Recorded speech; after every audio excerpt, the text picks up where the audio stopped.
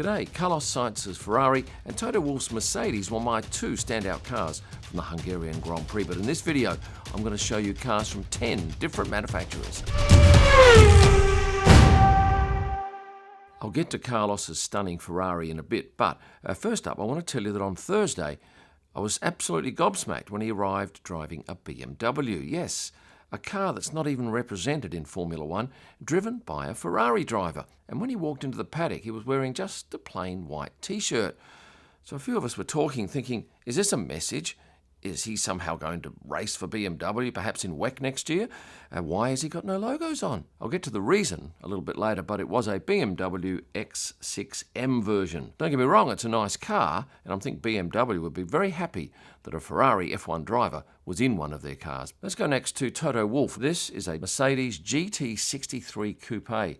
It does 0 to 103.25 seconds. In the US, it sells for around $180,000 US, and it is a gorgeous looking machine.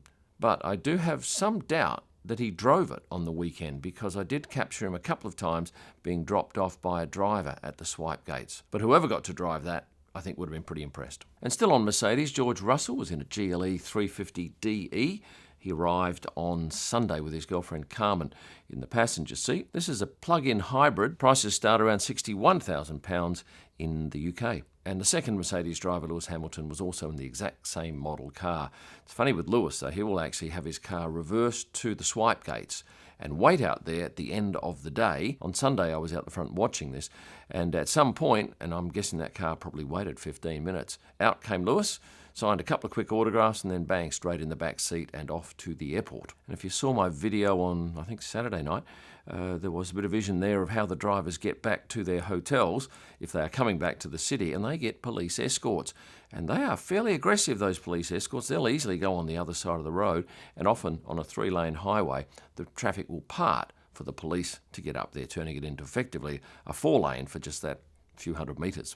Now, some of you have said you want to know what I was driving. Well, I was in a white Peugeot 508. This was through F42 Travel, and this car had 31 kilometres on the clock when I picked it up. F42 provides VIP ground services for sporting events all around the world. So F42 Travel now provides these services to MotoGP and Formula E.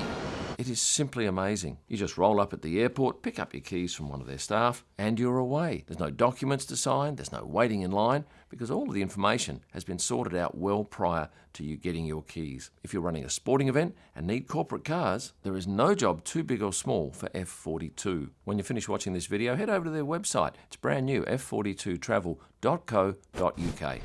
Shall we talk about Pierre Gasly and Esteban Ocon? It won't take long, because they're in the same boring Renault Espace. Well, it's not boring, I guess, if you need plenty of people in the car. It's the perfect vehicle, but it's no Ferrari. So shall we go now to the Ferraris? Let's go first to Charles Leclerc. He had a Roma, beautiful blue in colour. Thank you very much. Have a nice day, bye. Okay, person. Back to Charles Leclerc's Ferrari, light blue in colour, gorgeous in looks. It was the Roma Spider, and I'm thinking this was a pretty new car. And have a look where he parked on the Friday. I'm going to take a mark off for that, because that is way close to Carlos's, and yet the car on the left, which is George Russell's, was in his bay fully. And where is this parking area? It is directly behind the paddock motorhomes. It is the shortest walk they would have all year to the paddock. In fact, this is a new extension that the circuit has done. It's probably added 10 or 15 metres behind where the old paddock finished, and they're building an impressive facility with much bigger garages for the F1 teams. Now, the story behind Carlos Sainz's red Ferrari Roma Spider, in other words, it's got the soft roof, that wasn't ready on Thursday, and that's the reason he drove the BMW in. And I did ask the team, and BMW is a car that the drivers are allowed to drive. There are certain ones they can't drive, and I would dare say any of their competitors. But it worked out fine, and on Sunday when he drove in, he parks, by the way, next to Lando Norris, Lando got out of his car, because he arrived at the same time, and provided some interference as he was trying to back up into his car park. And on another matter, this is a shot taken at 10:45 a.m. on Sunday. This is actually Charles' car being driven by someone else and being taken out of the driver's car park to where I don't know, but it wasn't needed by the drivers, because most of them left by helicopter from a landing pad about 1 kilometre from the paddock. I mentioned Lando Norris before. He was in a Volvo XC90, while his teammate, Oscar Piastri was in a BMW X6M. That was the same model that was driven by Carlos on the Thursday. And these cars start at around $110,000. Have you ever heard of a car colour called Grabber Blue? I have not, but two of the drivers were in cars painted in Grabber Blue. They were the two Red Bull drivers, Max Verstappen, Sergio Perez, both in the same Ford Mach-E GTs that they've been seen in numerous times this year.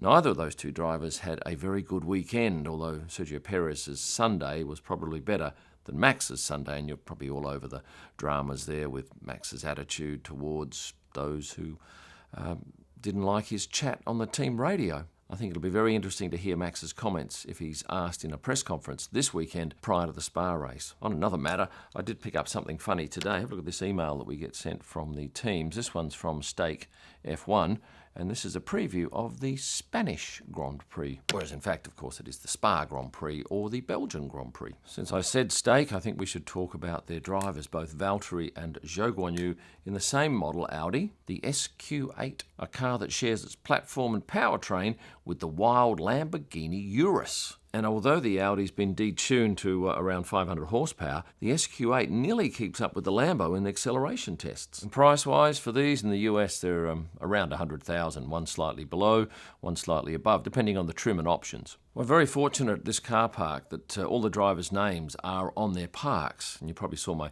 story about Carlos Sainz's manager, stroke cousin, defacing Lando's sign with that Viva España thing. Well, that was replaced. But yeah, going out to the car park is a very simple thing to do. I can just wander through and pick off these cars. However, there are a couple of drivers who did not park in their spots, and they're the Haas boys, and I'll tell you more about that when I get to their cars.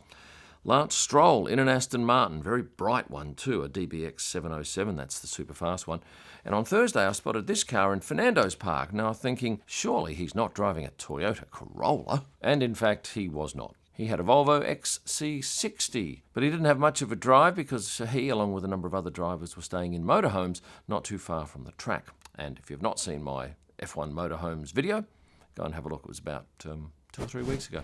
Next up, what do we do? V-Carb, I think. And let's go with Daniel Ricciardo. Arrived in a Honda Civic Type R. He had the white one this week with Yuki Tsunoda in a red one. And he rolled up on Sunday with both parents in the car. So it was a full house in that car with his trainer, John Noonan, behind the wheel. Alex Albon was in a Mercedes GLC 300, black in colour. His teammate wasn't in a Mercedes. He was a Volvo driver, an XC60, which is a smaller version of the 90, is it not? And my notes here say it has a mild hybrid engine. The exact same car was being driven by Kevin Magnussen. Kevin and Nico, I mentioned earlier, didn't park in their spots. This is a very long car park. All of the drivers and team principals had their car parks near the main swipe gate entry. But if you were down the other end, like Haas, who were Stake and Williams, their hospitality suites were down that very far end of the paddock. So Nico and Kevin chose to park their cars down that far end in car parks that weren't designated with their names on them, so finding their cars was a little bit trickier than the others. And Nico in a BMW X4, and I did notice this tape stuck on the back bumper bar. It was a bit of a family affair at this race for Nico. He had both his father Dieter and his wife Sunny with him. Now, a couple of bonus cars for you. Laurent Mekies in a BMW 530e and Alessandro Bravi from Stake in an Audi S8. You now know a lot more than you did when you first started watching this video. As you can probably see, I've got about 350,000 subscribers on my channel, but you know what? If every one of you watching this now that has not subscribed, press the subscribe button, that would jump to 375,000, like that. So that's the challenge, to see how many of you I can get to press that subscribe button so that you don't miss any future videos. And for a whole lot of extra content and some sensational merchandise, have a look there. Thanks for watching and stay passionate. 1, 2, 3, 4, 5. It was a huge race weekend, and you're going to hear all about it right now as part of my video for what the drivers drove in the 2020-2016 F1 Paradise race.